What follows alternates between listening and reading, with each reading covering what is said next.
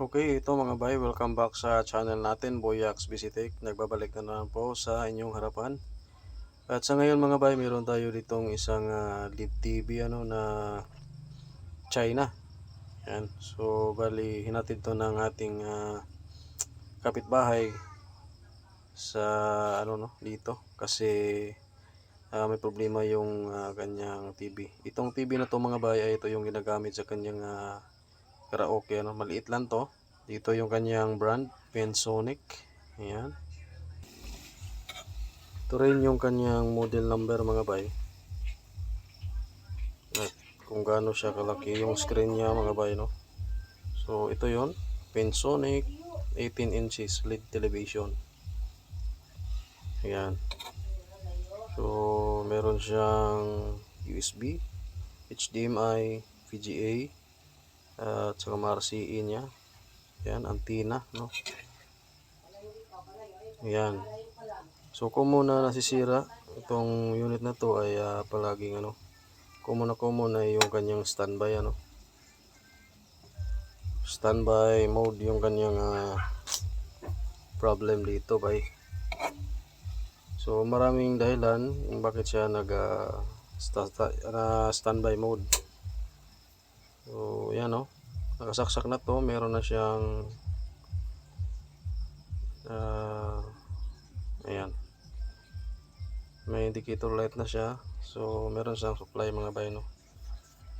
So pindutin natin yung pinaka power button dito. Bali ayan. So ayaw niyang mag on. Ngayon step by step natin gagawin kung paano natin mahuli yung kanyang sira dito mga bay, no. So syempre pinaka basic, unang-una ay magsukat muna tayo. Sukatan muna natin yung kanyang supply na galing sa ating doon sa ating pinaka power supply. Bali meron diyang tatlong wire mga bay. Yung una ay is yung 12 volts. Yung gitna naman ay yung kanyang enable para mag on yung ating backlight. Pansin nyo merong 12 volts dyan. So yung isa hindi pa, yung trigger natin hindi pa, no, kasi hindi pa nag-on. So dito sa kanyang pinaka LDO o low drop output voltage natin merong 3.3. Ayan, no. So yan yung nagsusupply dito sa ating pinaka memory. So katabi lang niya yung ating memory. Tingnan natin yung kanyang memory. Merong supply ba? So ito yung kanyang supply. So merong 3.3 sa ating pinaka memory mga bay. So good, no. So ayan, ito yung 5 na galing doon sa meron kasi diyang galing sa 12 volts, meron diyang transistor, no, na naglo-low na regulator na ginagawa niyang 5 volts. So try muna nating bago tayo magkakalkal, subukan muna nating i-jerk o i-short yung ating power button, kung mag-on ba talaga. So tingnan natin. Ayun, so ayun, huli na natin yung sira nito mga bay. Ibig sabihin umilaw yung kanyang display, no, yung kanyang screen. Meron na, tingnan natin kung ayan, no, may no signal. So ibig sabihin nasa switch lang yung problema natin dito.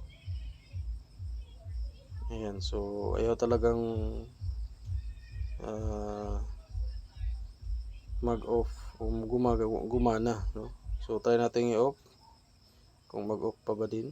Ayun, nag-off siya mga bay, no. So ulitin natin. So i-power on natin muli. Tingnan natin. Ayan. Okay. So confirm mga bay, no. So dito tayo. Ayan. So buti na lang dito lang yung problema mga bay. Pero para sa mga para lang to sa mga baguhan mga bay, no. So kung ikaw ay master pa dito, ipaki-share na lang yung ating video mga bay, baka makatulong pa rin sa iba na baguhan, no. So kasi itong video na to ay para lang talaga dun sa mga wala pang alam, no, o kakasimula pa lang nila. At dito meron tayong i-share. So bali dahil sa nakuha natin yung kanyang kaagad yung trouble, ipapakita rin natin kung ano pa bang ibang gawin, no, kung sakaling yung ating power button dyan ay ayos, no. So bago lahat, palitan muna natin, at pagkatapos ay try nating isa-isahin yung mga dapat i-check kung ayaw talagang mag-power mga bay, ayaw ito magbukas, lalong lalo na kung hindi sira yung ating power switch. So okay, palitan muna natin to mga bay. Okay, tapos na nating palitan mga bay ang kanyang power button. Ayan, naka-standby na siya. Ayan, tapos try nating ipindutin yung power. Okay, kumidlap ng kaunti at yun, nag-blue. So yun, huli, no. Ito yung sira, oh. Ayan. Ayan, so ngayon paano kung okay yan at standby pa rin yung kanyang standby mode pa rin siya, ayaw niya mag-on, merong supply at okay yung kanyang power button. So anong susunod natin gawin dyan? So ngayon ipapakita natin kung paano siya i-trouble yung mga ganitong klaseng board ng China. So sinubukan nating i-check yung natanggal natin, medyo mahirap kasi ayan, maliit, no. Ayan, yung dalawang paa na yan. So ganito lang para sa mga baguhan, no, mag-check dito. Ayan, dapat kasi meron niyang continuity, pero wala. Ayan, open talaga siya. So ayaw talaga niyang mag bukas. Okay, so next natin gagawin dito mga bay, kay paano kung iba yung sira, no. So sundan nyo ko mga bay. So ito na mga bay, no. Dito natin i-share yung pinaka effective na steps ng pag-trouble ng ganitong board na universal LED TV mga bay, no. So yan. So itong model na to ay meron siyang adapter type, yan, at meron ding SMPS yung socket na to. Ito, tatlong wire, red, yellow, black. Yan. So bali ayun yung board natin, yan. So yung ginamit niya ay SMPS, no, hindi adapter type, at built-in na dun yung kanyang sa backlight mga bay. So kung napapansin nyo, merong tatlong wire dyan kasi yung mga na dyan, yung mga wire na yan ay yan yung nagsusupply, no, sa ating board at dun sa kanyang switching sa. So ito yun, no.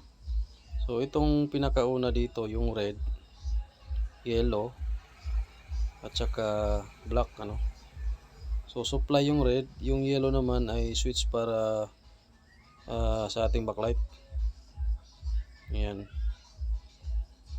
So sukatan natin yung 12 volts. Ayan, meron. Okay, unang gagawin ay sukatan, baka minsan kasi fluctuated yan o kulang, no. Ayan. So okay naman, hindi naman siya fluctuated at 12 volts siya. So yung pangalawa, itong yellow ay wala, ayan, wala siya, wala siyang voltahe. Saka yung black, yung brown na yun, so wala siyang pumapasok dyan na voltahe mga bay, kasi standby tayo, no. Ayan, naka standby pa siya. Ayan, red lang. Ayan, so papasok dyan yung kanyang supply kung i-switch na natin yung kanyang power button at iilaw na yung kanyang backlight. So dito, ayan.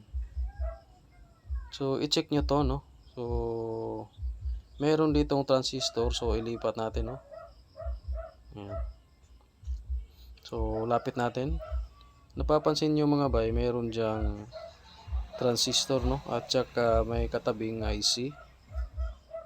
So yung transistor na yan yung kanyang nagsusupply papuntang IC. So dalawa to. Meron din dito sa kabila, no? So mamaya sasabihin natin kung anong gamit niyan, mga bay. Ano yung working niya, no? So ayan, so ibalik natin yung ating camera. Kasi magbo-voltage checking tayo. So ito yung pinaka-effective way na malalaman natin na kung bakit siya standby mode, no? So ayan.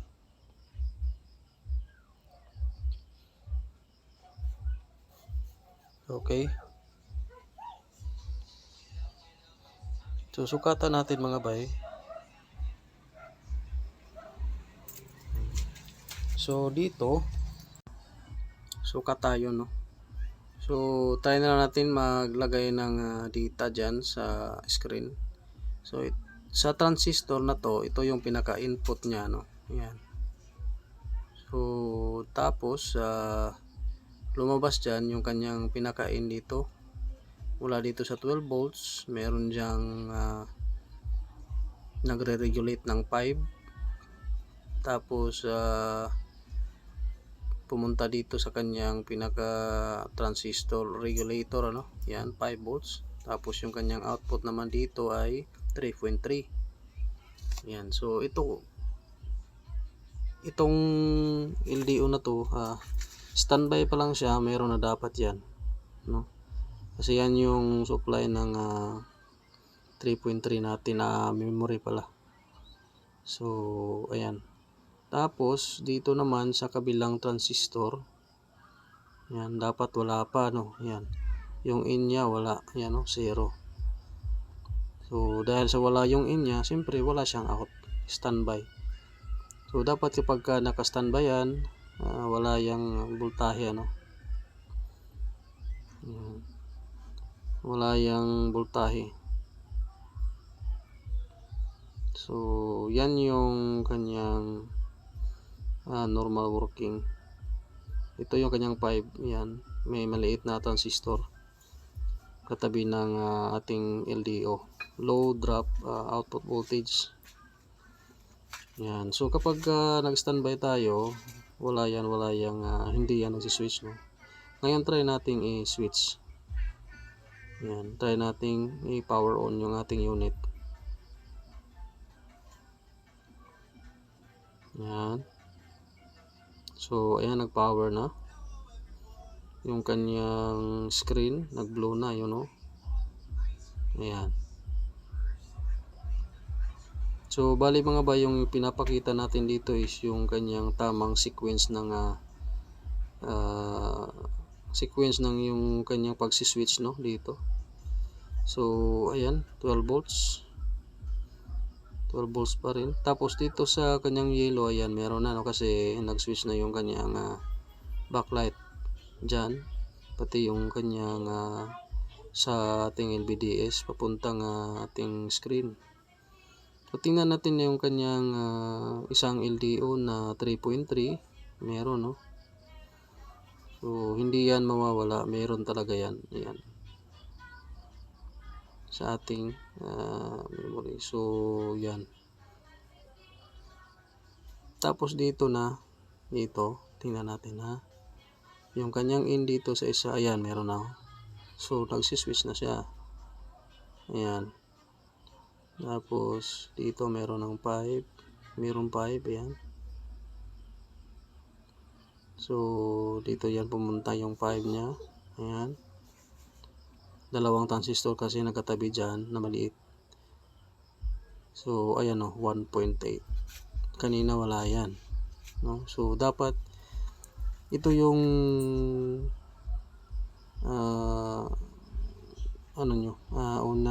i-check nyo kapag nag-standby siya mga bay, no? So ayan, 1.8. So babalik yan pag magsi-zero yan pag in-off natin, no? Ayan, no? So try nating i-off ha. Ayan, tingnan natin ha kung kaya ba nating ma-demo, ano. So meron siya, try nating i-off. Ayan, naka-off na siya. Ayun, so nawala. So try nating i-on muli. Medyo mahirap mga bay. Ayan, 1.8. Yan, no? So nag-on na yung unit natin. So yan yung mga dapat i-check. To basic sa ganitong board, ano.